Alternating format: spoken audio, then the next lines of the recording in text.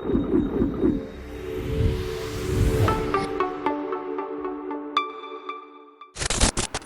guys, welcome to the Vectron. In this very first video, I will show you how to turn any website into an application. Quick, simple and ready to use. Let's dive into the video.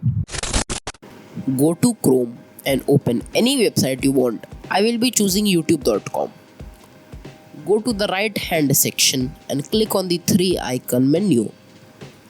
Then go to Cast, Save and Share and click on Install YouTube.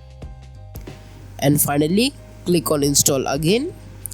And now as you can see, YouTube is installed as an icon on my desktop. And now when I click on it, it opens as an application.